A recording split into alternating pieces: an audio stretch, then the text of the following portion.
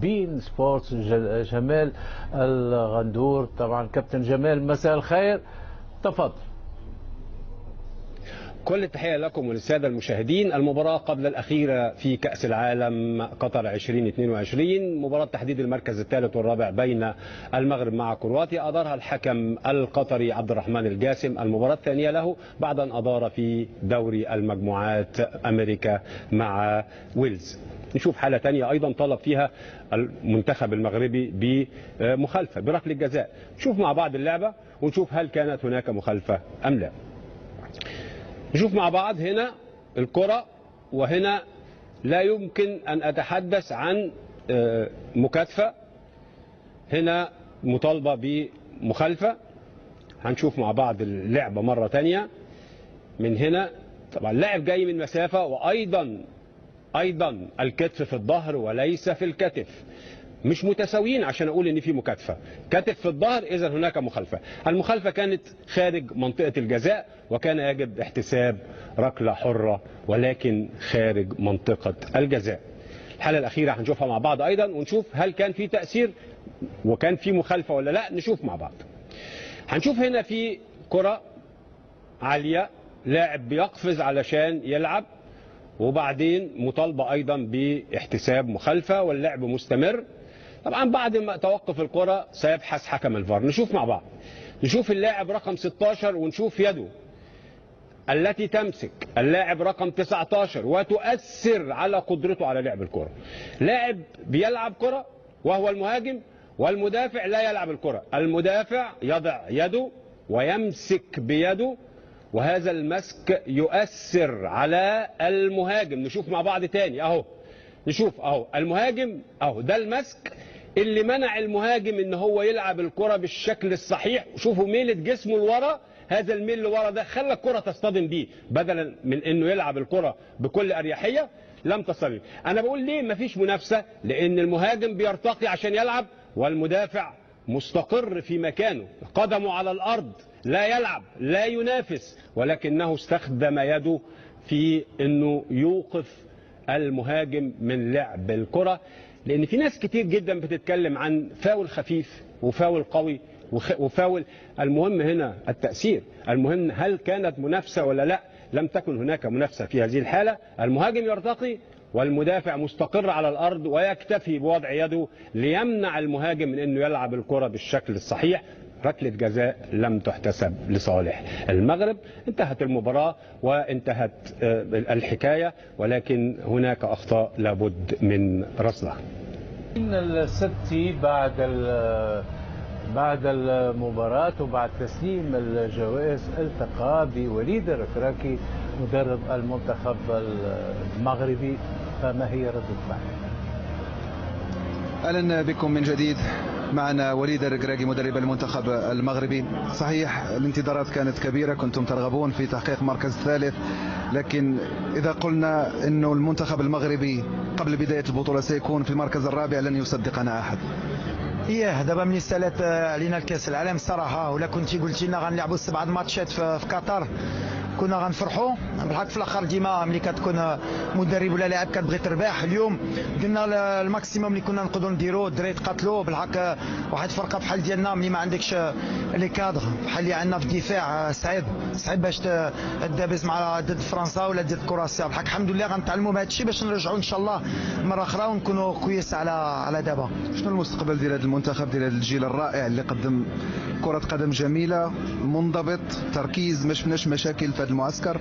لا الحمد لله، جمع الشعب المغربي، جمعنا الشعب افريقي وعرب كاملين، شافوا واحد المنتخب اللي كتقاتل، اللي باغي تفرح البلاد.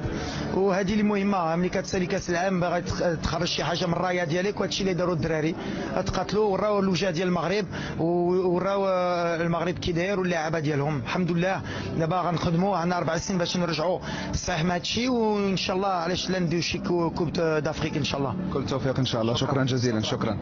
عودة اليكم من جديد في الاستوديو. الان الى استوديو بين سبورتس على حافه الميدان مع حسين ياسين. حسين نحييك مره اخرى، طبعا معه عزيز بنيش، تفضل. شكرا هشام. بطبيعة الحال ما تبقى من جماهير هنا على أرضية الملعب في المدرجات ما تزال تحتفل بختام هذا المشوار الكبير لمنتخبها. الجماهير الكرواتية بالميدالية البرونزية والجماهير المغربية أيضا عزيز تحتفل بهذا المركز الرابع التاريخي مع بعض الحزن للخسارة بالتأكيد. أظن بأن المنتخب المغربي صحيح اللي خرج بدون ميدالية، ولكن هناك ميدالية كبيرة جدا أخذها، وهو حب الجماهير العربية وحب الجماهير أيضا الغربية أيضا اللي تعاطفت مع المنتخب المغربي لما قدمه من أداء. لكن كان عندي رسالة أريد أن أوصلها من الجماهير المغربية. كانت هناك وردة وهذه هدية للشيخ تميم بن حمد. الشكر لدولة قطر وبقيادة الشيخ تميم بن حمد على حسن الاستضافة. بارك الله فيكم. وجماهير المغربية هي تهتف لنا تشوفني نعطي الوردة.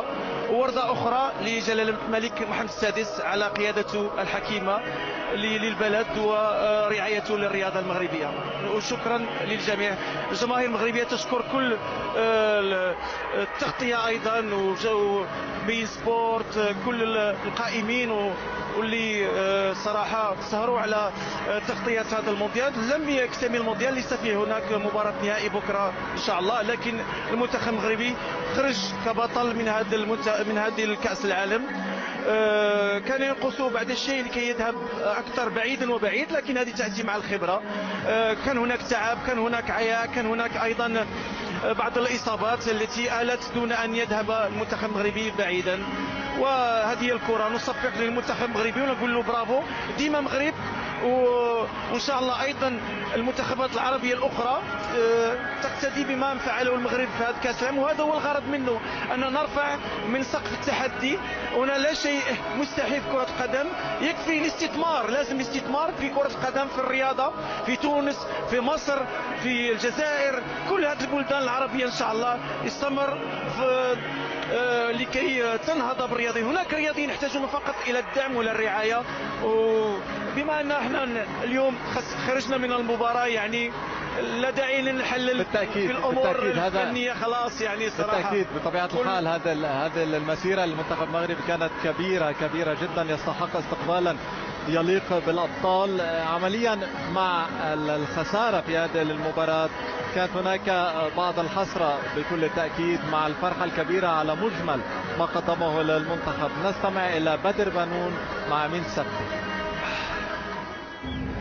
اهلا بكم. معنا مدافع المنتخب المغربي بدر بنون. اهلا وسهلا بك مره اخرى. صحيح انتهت الرحله في المركز الرابع، لكن شرفتم كل المغاربه والجميع السعداء بما حققتم. هل انتم راضون على هذا المركز الرابع ام كنتم تتمنون اكثر واحسن؟ لا، احنا كنا كنتمناو اولا اننا نلعبوا النهائي والفوز باللقب، لما لا، نظرا للمستوى الكبير اللي ظهر به المنتخب المغربي. اليوم دخلنا المقابله على هدف واحد، هو احراز ميداليه اللي نقدروا نفتخروا بها السنوات الجايه مع وليداتنا، مع الشعب ديالنا، مع سيدنا الله ينصرو. كنا بغينا نهديو هذه الجائزه، ولكن كنظن بان بدايه ديال المقابله اليوم ما بديناش مزيان على غير العاده. ولكن الحمد لله حتى واحد ما كان كيتوقع ان المنتخب المغربي غادي يبدا البطوله من الاول ديالها وغادي يمشي حتى لاخر يوم ديال البطوله. كنظن هذا الشيء اللي درنا انجاز اللي هو كبير. الان ما باقي ما حسيتش بهذا الشيء اللي درنا، ولكن من بعد اسبوع ولا شهر ولا سنه كنظن بان الكل غادي يتذكر، ولا بعد سنوات طويله الكل غادي يتذكر هذا الانجاز الكبير اللي داروا المنتخب المغربي. كنظن بان ماشي سهل على اي منتخب عربي في كؤوس العالم الجايه على انه يكون في مقابله ديال الترتيب ولا النهائي. حنا كنا قاب قوسين اننا نمثلوا العرب والافارقه.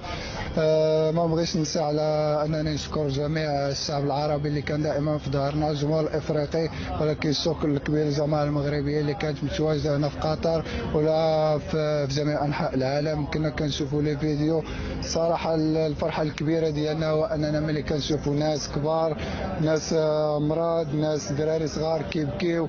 هذا هو الهدف ديالنا. الحمد لله. بالنسبه لي انا غادي نهضر لك على واحد الحاجه اللي شخصيه. كنظن من هنا 4 شهور هذا كنت كنفكر انني نحبس الكره. الشكر الكبير كيرجع لك السيد اللي كان اللي خلاني واحد من بين الابطال اليوم اللي اليوم كيشرفوا الرايه ديال المنتخب الوطني. دازت من فتره صعيبه ولكن ربي دائما كيعاودك بشي حاجه اللي مزيانه. الايمان ديال ربي كان كبير، والدور ديال العائله ديالي الكبيره ولا الزوجه ديالي كان مهم في واحد المسار ديال الحياه ديالي. انا اليوم اكثر انسان سعيد لانني دخلت التاريخ ديال اللاعبين ديال المنتخب المغربي. كنبغي نشكر اي واحد وقف معايا في هذيك الفتره لانني كنت محتاج سافري، لانك ماشي ساهل كتنعس بالليل وكتفكر واش غدا غادي تصبح تشوفوا لك ولا لا. هادشي كنت كنعيش، ولكن حتى واحد ما قدرت نقوله ليه، حتى الناس اللي قراب ليا مراتي ولادي. ولكن ربي كبير الحمد لله. انا اليوم كنتزوج مع بلادي، صرف لي انني اليوم من بين هذا الجيل الرائع. كنبغي نشكر كل واحد ساهم في هذا الانجاز الكبير، لاعبين، ستاف، جامعه، سيدنا الله ينصرو اللي كان دائما على اتصال بالمنتخب الوطني. والحمد لله فخورين بكم، فخورين. يخليك خويا عمي. شكرا ما نساوش شكرا لدولة قطر على هذا التنظيم الكبير صراحة اللي شرف كل العرب. ملاعب في المستوى، أماكن اللي ممكن يروح لها الناس اللي استمتعوا، اللي كانوا واخدين واحد النظرة خايبة على قطر. اليوم كنظن بأن الكل غير رأيه. احنا كنفتخر بأن أحسن كأس العالم داز. شكرا جزيلا. عودة إليكم من جديد بعد التصريح المؤثر لبدر بانو. هذه دموع غالية علينا جميعا. بدر وكل اللاعبين يجب أن يرفعوا رؤوسهم عاليا وعاليا جدا. ما حققوه يدعو للفخر في كأس العالم هنا في قطر، أليس كذلك؟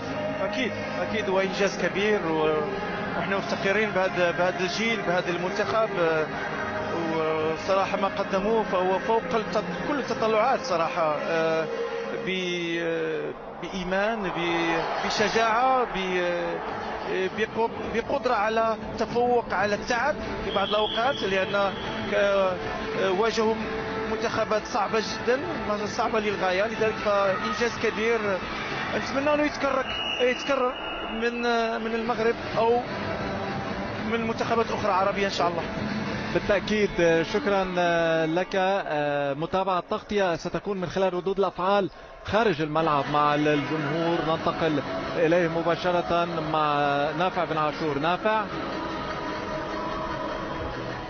مرحبا بكم من جديد. المنتخب المغربي ينهي، لا أقول يغادر، لأنه أنهى مشاركته في كأس العالم بمرتبة مشرفة، رابع العالم، أول فريق عربي وإفريقي يدخل المربع الذهبي في كأس العالم فيفا قطر 2022. تاريخ جديد للكرة العربية والإفريقية كتبه أسود الأطلس. اليوم لم يوفقوا في مركز ثالث، لكنهم نالوا كل عبارات الإشادة والإعجاب والتقدير. نشوفوا فيكم يعني يمكن زعلانين شوي بعد المباراة، لكن أكيد في قرارة نفسكم ولما ترجع لراسك فخورين بهذا المنتخب. بيان سور فخورين. شرف لينا هذا نوصلوا 4 بلاص من 32 فرقه توصلوا هنايا. الحمد لله ما كنا ناويين ندوزو 10 في قطر ورجعوا بحال، ولينا ندوزين شهر، لاعبين 7 ماتشات، شهر تقريبا. ما شاء الله. الحمد لله استمتعت في كاس العالم، استمتعنا بزاف، وسيرتو في قطر كان داكشي زوين تبارك الله بزاف، وشرفونا لي جوار، شرفونا بزاف. يعطيكم الصحه. وانتم ايضا شرفتونا، كنتوا جمهور رائع. مر يعني الجمهور المغربي ايضا كان رائعا بقدر المنتخب في هذه الكاس العالميه. ولكن رائع اخويا، ولكن المهم هذا انجاز عظيم. الفخر لينا حيت وصلنا للكاريام بلاص او موان، حيت كنا اشك فوا كان غير كانوا ومازال وديما مغرب ومازال واعطيني ياكل طربوش واكل ضحكه. الطربوش الضحكه ديما مغرب. ما نحبش لانه في شويه كانه زعل، لكن راهو انجاز كبير. احنا بسم الله الرحمن الرحيم. اول حاجه كنشكر المنتخب المغربي والمدرب وليد الركراكي على هذا الانجاز التاريخي اللي وصلنا للمربع الذهبي، اول فريق عربي وافريقي. وحنا اليوم ما كنعتبروش راسنا باننا خسرنا المقابله، بالعكس ربحنا فريق جميل وربحنا جمهور كبير تبارك الله، وتقدير واحترام للمنتخب المغربي والكره العربيه والافريقيه والمغربيه كل.